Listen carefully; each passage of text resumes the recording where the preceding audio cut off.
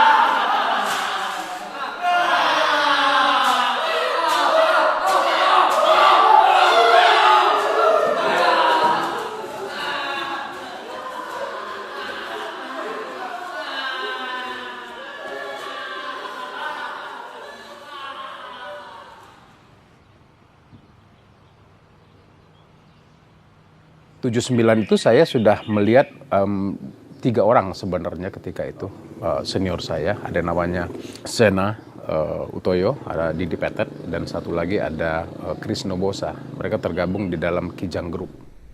Kijang Group udah nggak aktif gitu karena Mas Sena, Mas Didi udah aktif juga ngajar, aktif ikut Mas Sardono. Akhirnya mereka bikin Sena Didi Mime gitu. Sena Didi Mime itu satu kelompok yang lahir dari kegelisahannya Mas Sena dan Mas Didi. Kenapa pantomim hanya dimainkan hanya sebatas reporter pendek ya 15 menit, 10 menit per satu nomor gitu. Awalnya memang pertunjukan pantomim klasik, masih sebatas main murni gitu ya, masih murni banget. Nah, ke 80-an, 83, 84 kayak gitu tuh kita udah mulai masuk ke perubahan yang sangat menuntut kita untuk melakukan perubahan secara fundamental barangkali di dunia pantomim. Pertunjukan itu tidak harus kaku gitu. Kalau pantomim seperti ini, teater seperti ini, itu ternyata fusion. Pulang dari Vancouver, saya dipanggil, yuk kita mau mentas. Oh, judulnya Becak gini. Becak itu menjadi tontonan yang sangat colorful. Pertunjukan yang intens, ada perenungan, tetapi disampaikan dengan sangat menghibur. Dan itu lucu sekali, karena isinya kan kritik, itu isinya tentang pemilu. Jadi waktu kita main itu ada Laksus di belakang panggung. Laksusnya nonton tuh di wing, ketawa gitu. Wah seneng dia rupanya, seneng dia. Udah nggak ada apa-apa. Ketika itu munculnya Sena Didi Mime dengan beca, dengan soldat, dengan kipas-kipas cari angin, dengan segala macamnya itu membuat terbelalaknya mata-mata seniman tua. Geng-gengnya Pak Asrul, Rendra atau Putu Wijaya atau Arifin Senu segala macam itu, Nano barangkali gitu ya. Terbelalak mereka bahwa lah ini kok perkembangan Sena Didi Mime ini masuk ke dalam bentuk yang semacam nomor becak misalnya, kok penonton sangat excited loh, sangat bisa nyambung gitu loh dengan penonton, dan penonton memahami itu. Jadi dia berbeda dengan yang lain-lain gitu, yang di Indonesia ya gitu ya. Tapi dia melihat, kalau kita melihat pertunjukannya itu, kita melihat ini gila, ini dilakukan oleh Sena Didi Mime. Apa yang disajikan itu menjadi sesuatu yang menginspirasi kita.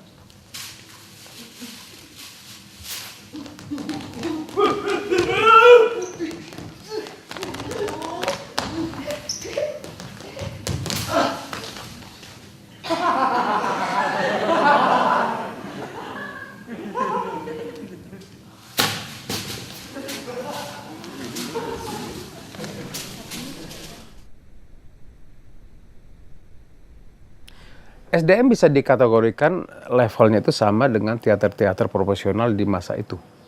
Kalau dulu tuh ada namanya teater mandiri, teater kecil, teater koma, teater populer, teater lembaga segala macam. Di bidang dunia pantomim, SDM itu justru satu level dengan yang saya sebutkan tadi. Pertunjukan mereka itu menjadi sesuatu yang saya kira bisa mengalahkan teater koma pada saat itu.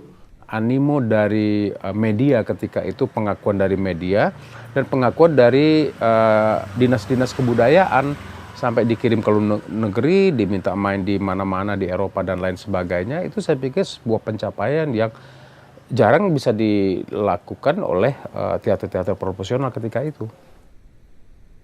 Sena itu, waduh, kalau bagus banget. Sena itu tubuhnya bagus sekali, Didi juga tubuhnya bagus sekali, biarpun dia gendut gitu ya, tapi bagus sekali dia. Kalau Sena lebih ke penariannya. Nah, dua ini saling saling mengisi untuk menciptakan sebuah model teater antara tari sama teater juga. Gagasan-gagasan itu hanya berupa, kadang-kadang berupa puisi. Bayangin cuman kita dikasih puisi. Nanti diterjemahkan oleh Sena dengan gerakan-gerakan yang masih berantakan tuh. Nanti baru diedit tuh sama Didi Petet. Nah itu kayak kalau di film tuh kayak Didi tuh editor juga dianya gitu loh, mengedit segala macam. Ini nggak usah Sen ya, ini terlalu kerasin segala macam. Ini jangan ini turun segala macam. Jadi semacam itu gitu. Makanya fungsi skenario atau naskah segala macam tuh nggak terlalu penting-penting amat gitu ya.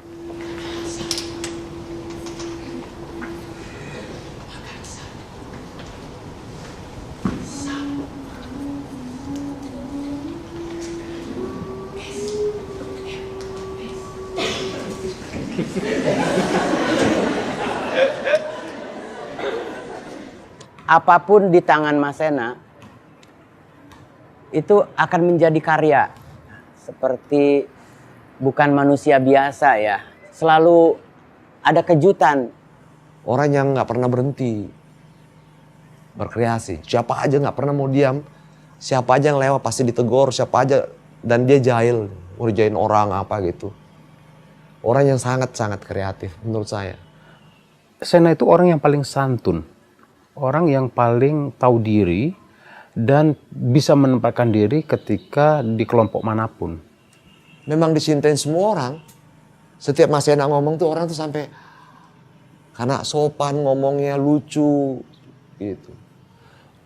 Wajah dari Didi Petet tuh menjadi luar biasa karena hatinya tulus gitu loh. Jadi apa yang keluar di sini tuh benar-benar. Kalau dia merasa sedih ya betul-betul dia sedih. Kalau dia gembira itu. Dia aktor yang baik, tapi dia juga bisa bikin pertunjukan tanpa kata-kata yang dia sebut dengan pantomim. Makanya Didi itu bisa jadi apa saja di situ. Dan ternyata Didi yang paling menghidupi suasana itu. Kalau Didi, dia datang itu jeger, ini atmosfernya naik segini. Oh itu Didi, dia akan ada di situ. Jadi orang, Didi datang. Orang tuh langsung, wah ini suasana pasti berubah. Kita udah bisa ngelihat bahwa Mas Didi udah sampai bahwa dia mampu menekan egonya ketika main. Nah itu kan yang repot. Kebanyakan aktor itu justru egonya dibesar-besarin karena pengen tampil. Kalau Mas Didi enggak. Mas Didi bilang kalau waktunya kita kelihatannya kita kelihatan. Kalau nggak perlu ya nggak. Gitu.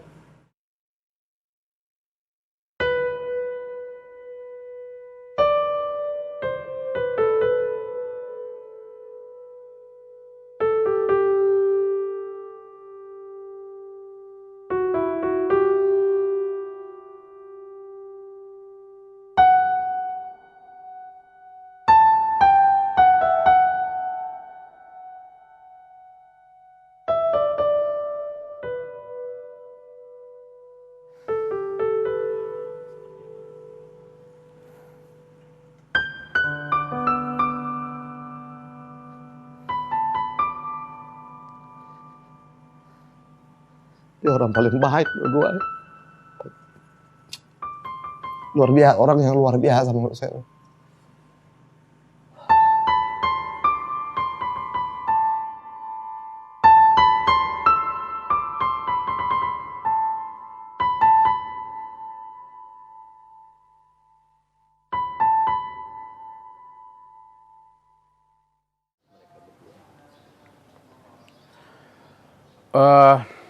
Kehilangan mereka yang tiba-tiba itu memang agak menyentak ya. Saya sendiri secara psikologis benar-benar merasa bagian dari rasa kepercayaan kreatif saya itu hilang gitu ya. Itu nggak bisa saya pungkiri. Kita kehilangan figur yang luar biasa gitu untuk Senna Didi Maim. Bagaimana kita melanjutkan dan mengembangkan atau menjalankan amanat-amanat beliau, karya-karya beliau, motivasi beliau, ilmu-ilmu yang beliau kasih ke anak-anaknya gitu, untuk tetap jalan dan berkembang dan tidak putus gitu. Itu aja. Dalam hal ini bukannya harus menggantikan, tapi meneruskan gitu loh ya. Jadi harus ada orang yang memang membuat pantomim menjadi sesuatu. Nggak mungkin kita akan anti klimaks semacam ini. Kita inginnya ada regenerasi yang benar-benar bisa membangkitkan lagi gairah-gairah pantomim di Indonesia. Lebih banyak pertunjukan semakin baik, sehingga orang mengenal pantomim sebagai salah satu media ekspresi dari teater. Gitu. Karena di Senna Didi Maim ini besar, jadi ke depan itu harus lebih besar lagi daripada Senna Didi Maim. Dan harus begitu gitu loh ya. Itu yang harus kita capai. Ya balik lagi sih, memang harus ada kaderisasi dan harus ada pertunjukan kalau menurut saya. Bisa lebih besar, bisa. Gitu. Bisa.